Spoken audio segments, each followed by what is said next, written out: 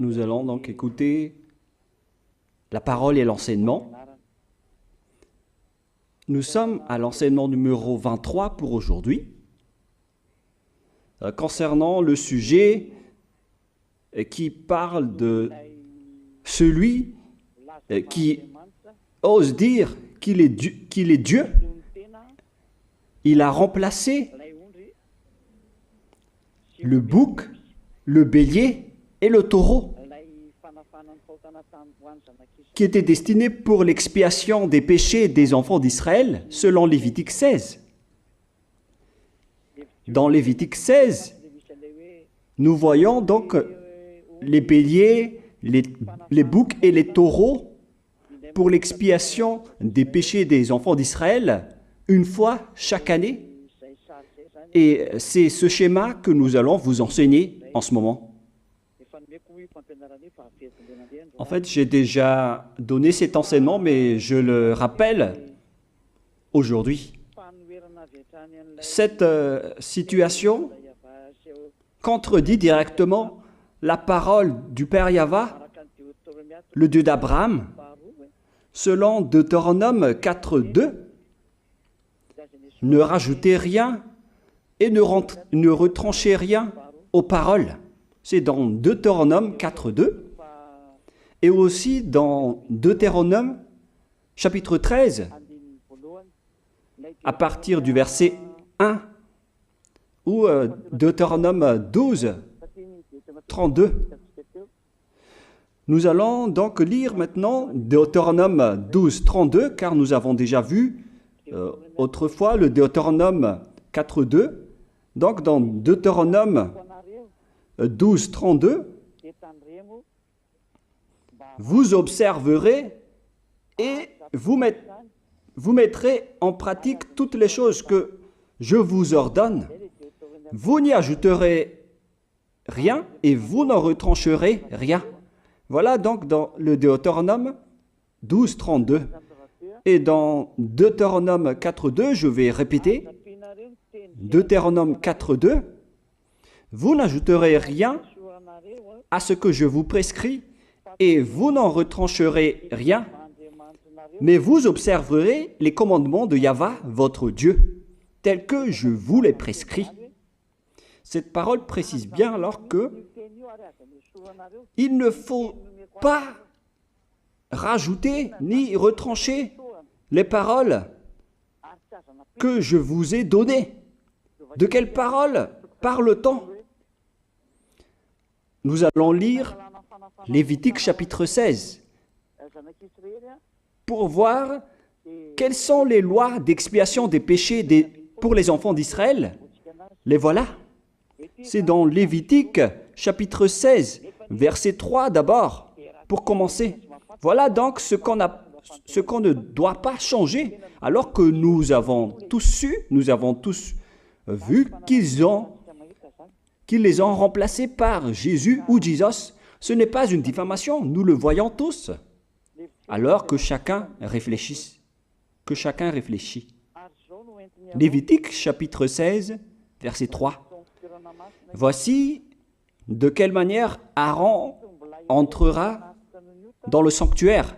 Il prendra un jeune taureau pour le sacrifice d'expiation et un bélier pour l'holocauste. Voilà, nous le voyons tous clairement, cette parole.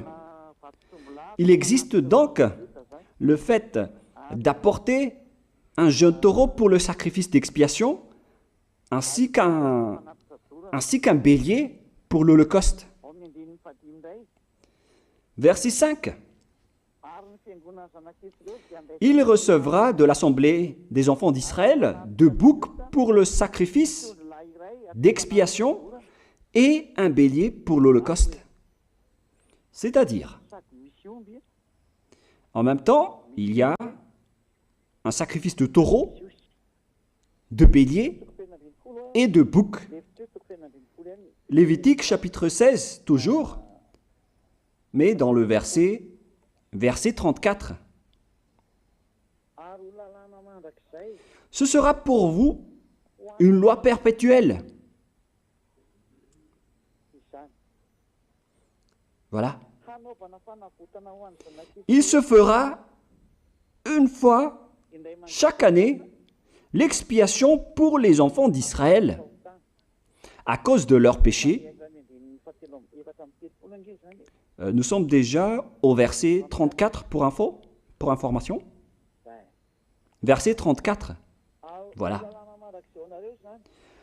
Ce sera pour vous une loi perpétuelle. Quelle est cette loi perpétuelle? C'est le fait de sacrifier les béliers, les boucs et les taureaux qui vont être tués pour sacrifice, pour l'expiation des péchés des enfants d'Israël. Selon le verset 34, ce sera pour vous une loi perpétuelle. Il se fera une fois chaque année l'expiation pour les enfants d'Israël à cause de leurs péchés. Il y a une partie de votre texte qui est cachée en bas. À cause de leurs péchés. Voilà. Ici, donc, c'est bien clair que l'expiation du péché qui se fait une fois chaque année pour les enfants d'Israël, qu'on ne peut ni ajouter ni retrancher, ce sont les sacrifices des béliers, de taureaux et de boucs.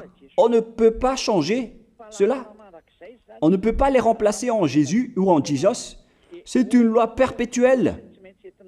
Donc, si vous observez les 10 commandements, vous devez apporter des sacrifices de taureaux, de béliers et de boucs si vous voulez être expié de vos péchés. Voilà le schéma.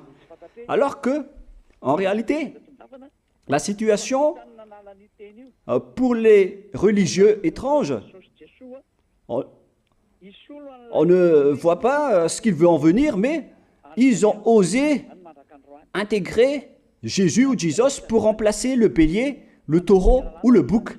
Et ce sont eux-mêmes qui le confirment jusqu'à aujourd'hui. Nous voyons tous donc ici que Jésus ou Jesus n'est qu'un imposteur, un hors-la-loi. Et les hors-la-loi sont des envoyés du diable. Le diable, il a commis le péché depuis le commencement. Ce sont des transgresseurs de la loi. Donc c'est prouvé ici que Jésus est un hors-la-loi. Nous allons lire la parole, poursuivre, dans 1 Jean, chapitre 3. 1 Jean, chapitre 3, à partir du verset 4. Quiconque pêche transgresse la loi, et le péché est la transgression de la loi. Voilà, c'est bien clair que c'est le péché qui est la transgression de la loi. Un pécheur, donc, c'est un transgresseur de la loi. Et un hors-la-loi, c'est un pécheur. C'est clair alors que Jésus ou Jesus, c'est un hors-la-loi, c'est un transgresseur de la loi. Nous avons tous vu ensemble qu'il a pris la place du bélier et il a siégé, il s'est installé dans ce système. C'est pourquoi toutes les églises observent les 10 commandements et ils servent Jésus ou Jesus. Voici l'enseignement. Alors, regardez bien à travers ce texte et cette écriture que je vous donne en ce moment. Et soyez conscients, ça suffit maintenant d'écouter ces faux dieux, c'est déjà trop. Tant pis pour vous si vous allez encore les écouter. Soyez conscients que ce schéma n'est plus correct. Beaucoup de gens me diffament à cause de ce que je fais en ce moment. Ils ne supportent pas la vérité. Mais ça dépend de chacun de vous. Et moi, je vous avertis, pour vous qui vont être baptisés et qui veulent être baptisés, mais qui entendent les diffamations et les critiques des autres, ne croyez pas en cela. Ce ne sont pas du tout vrai. La parole de Élia est directe. Ce ne sont que des mensonges. L'ôtement du péché, ce sont des personnes qui sont non-pécheurs qui peuvent le faire. Ce n'est pas logique de dire que les fidèles sont ôtés des péchés et le leader est un pécheur. Ce n'est pas du tout écrit dans la Sainte Écriture. Ce qui est écrit dans la Bible, c'est que le bon arbre donne de bons fruits et le mauvais arbre de mauvais fruits. Et le bon arbre ne donne jamais de mauvais fruits, et le mauvais arbre ne donne jamais de bons fruits. Ce sont les bons arbres qui donnent des bons fruits, et les mauvais arbres qui donnent des mauvais fruits. Et donc, si l'ambassadeur de Yahushua, Zedia Elia, a produit des personnes qui ne pêchent plus, alors il est bon, il est une bonne personne. Il n'a jamais fait aucun mal, même pas le moindre mal. Voilà donc la leçon pour vous, car dans le cadre de ce baptême qui va arriver, il y a beaucoup de diffamation et de critiques. Donc je vous conseille de ne pas écouter cela, car ce n'est pas du tout la vérité. Ils font ça juste pour diffamer et blâmer la bonté de Yahushua, alors ne les suivez pas. Donc là, on voit bien que ce n'est pas de la diffamation. Nous avons tous vu ensemble. Je vous ai donné la parole. On a tous écouté et vu ensemble. On a jugé ensemble. Est-ce que ce Jésus ou Jésus a fait la vérité? Est-ce qu'il a dit la vérité ou pas? Si nous avons vu le livre de Moshe, venant du Dieu d'Abraham, qui a dit « Ne rajoutez pas et ne retranchez pas à ma parole ». Nous avons vu alors que ils ont remplacé par ce Jésus ou Jésus les sacrifices d'expiation du péché, en disant après que c'est ce dernier qui ôte les péchés. Ce n'est pas du tout vrai. Celui qui peut ôter les péchés selon les 10 commandements, c'est le bélier, ou bien le taureau, ainsi que le bouc. Ce sont ces bêtes qui peuvent ôter les péchés. Quelle est alors la raison pour laquelle les religieux sont entrés dans ce mauvais schéma? Car c'est vraiment un schéma qui transgresse la loi. Car ils ont contré bêtement le livre du Lévitique chapitre 16. Ils l'ont contré bêtement, directement. Et après, ils ont remplacé par leur faux Dieu. Un faux Dieu car c'est directement un hors-la-loi. Il a contredit le Dieu d'Abraham.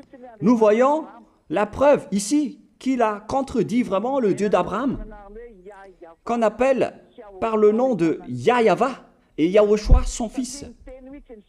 Car ce Dieu d'Abraham, il a bien dit qu'il ne faut ni ajouter ni retrancher à ses paroles. Il faut les observer car ce sont les commandements de Yahva, ton Dieu. Et ces lois qu'on ne doit pas rajouter ni retrancher veut dire qu'il ne faut pas toucher au Lévitique chapitre 16, car c'est ce livre qui ôte les péchés. Alors que nous voyons tous que personne ne le pratique plus.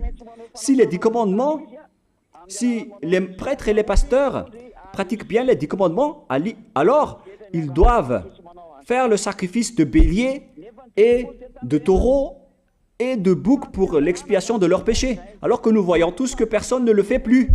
Alors qu'en même temps, ils observent les 10 commandements. C'est donc de la transgression de la loi. Et en plus, ils ont enlevé le Lévitique 16 en le remplaçant par Jésus ou Jésus. C'est-à-dire qu'ils ont contredit la parole du vrai Dieu, le Dieu d'Abraham.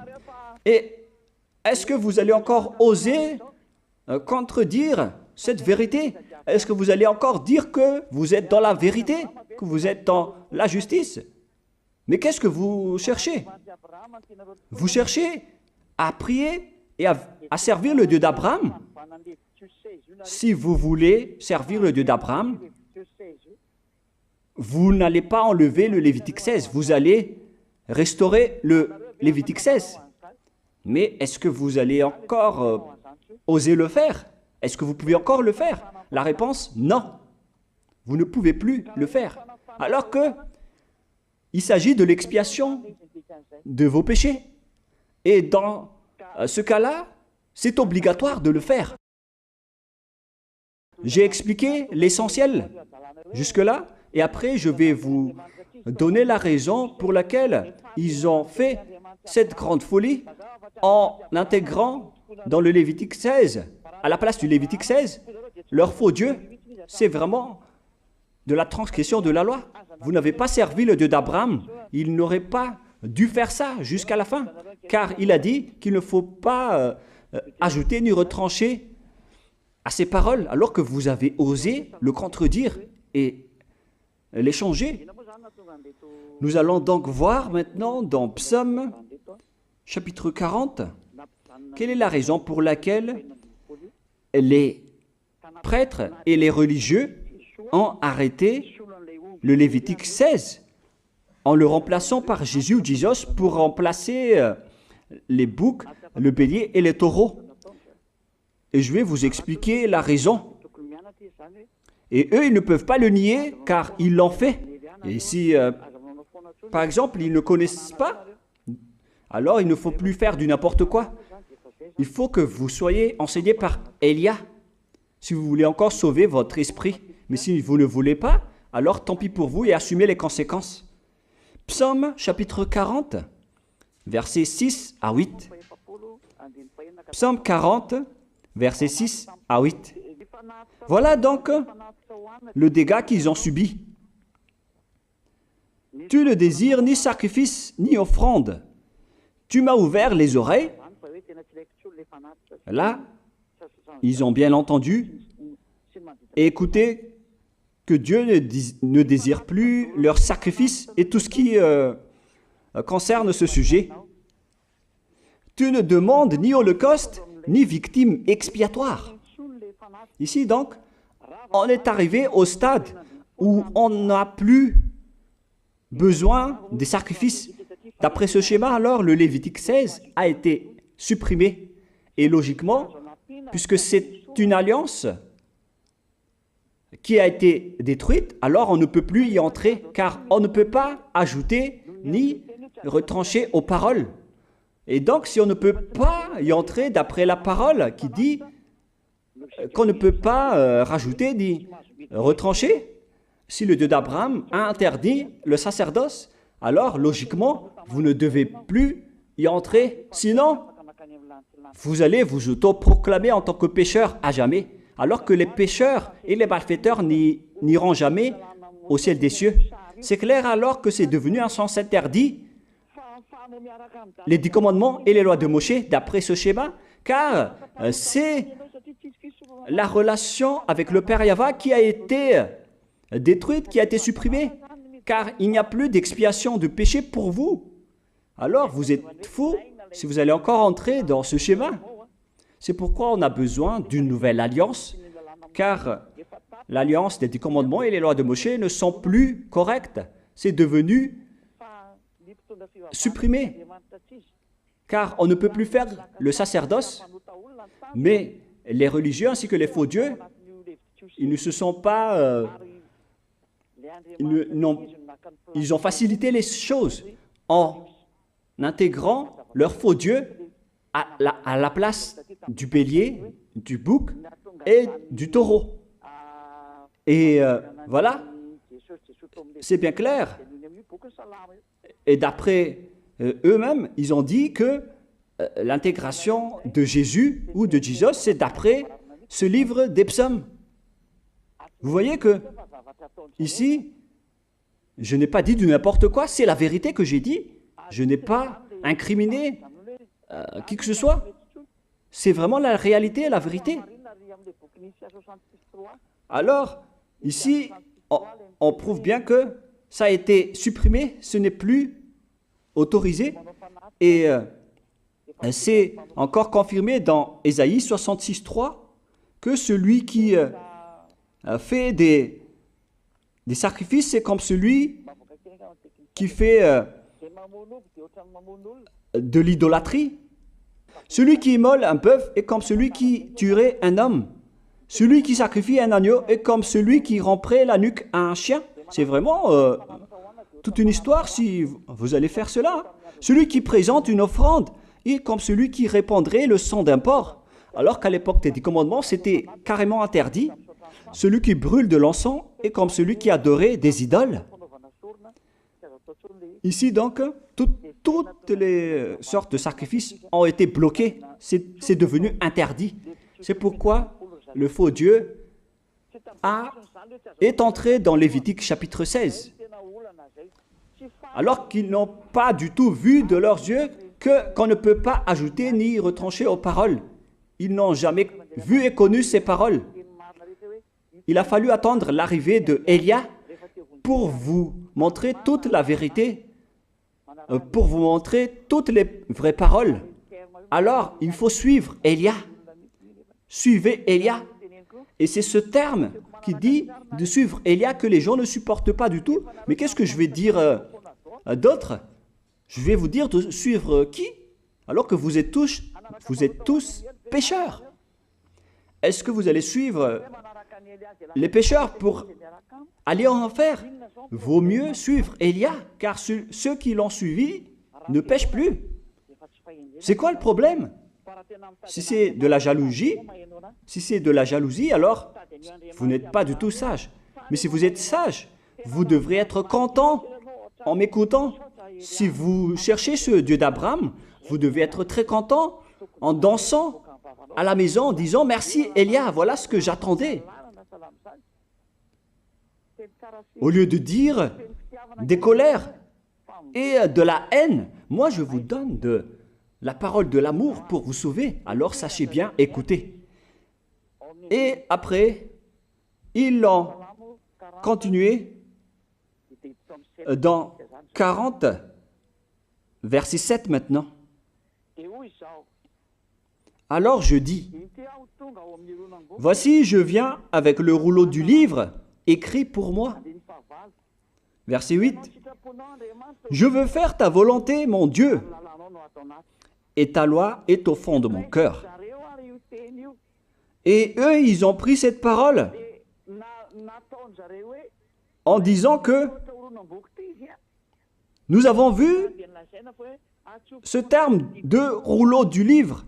Et directement, ils ont dit que on doit intégrer dans les 10 commandements le Fils du Très-Haut qui s'appelle Yahushua. Ils l'ont intégré dans les 10 commandements. Pour vous qui sont dans le mauvais sens, vous l'appelez Jésus. Vous avez intégré dans les 10 commandements votre Jésus, mais Yahushua n'entrera jamais là-dedans car c'est vraiment interdit, c'est un tabou.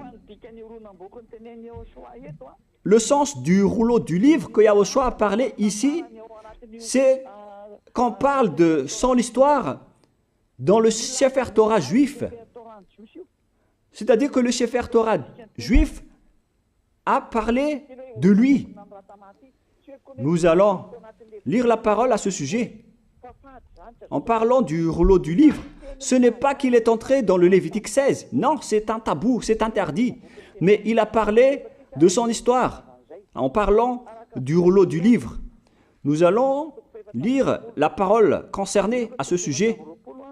Selon Luc, chapitre 24, verset 44. Luc 24, 44. Puis il leur dit, « C'est là ce que je vous disais lorsque j'étais encore avec vous, qu'il fallait que s'accomplisse tout ce qui est écrit de moi dans la loi de Moïse, dans les prophètes et dans les psaumes. » Toutes les paroles qui parlent de lui dans la loi de Moïse, dans les prophètes et dans les psaumes. C'est ça qu'on parle ici. Mais il n'a jamais dit qu'il va remplacer le Lévitique 16. Au contraire, c'est un tabou. C'est un blasphème devant le Père Yahva, qui a déjà dit qu'il ne faut jamais ajouter ni retrancher ses paroles. Donc, les paroles qui parlent de lui, ce sont les paroles de la nouvelle alliance qu'il va instaurer, qu'il va exécuter. La raison pour laquelle il sera crucifié, c'est qu'il va instaurer la nouvelle alliance en versant son sang. Voilà de 1. Maintenant, nous allons lire le livre de Jean 5, 46. Jean 5, 46.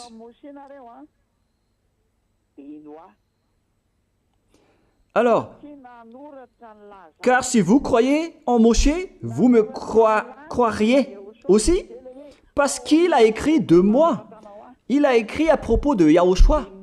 C'est pourquoi on parle du rouleau de livre qui a écrit pour lui. Et Moshe aussi a participé à son histoire en parlant de lui. Mais ce n'est pas que on a supprimé le Lévitique 16 en remplaçant par le fils du Très-Haut. Non, ce n'est pas du tout cela. Il y a beaucoup de paroles qui a parlé de lui depuis les lois de Moshe, depuis les prophètes et depuis les psaumes. C'est pour ça qu'on parle du rouleau du livre qui a écrit à propos de lui. Mais ce n'est pas que vous allez supprimer le Lévitique 16 en le remplaçant par le fils du Très-Haut. C'est vraiment une abomination de votre part. Je vous ai donné maintenant l'explication. Il ne faut pas rajouter ni retrancher aux lois de Moshe.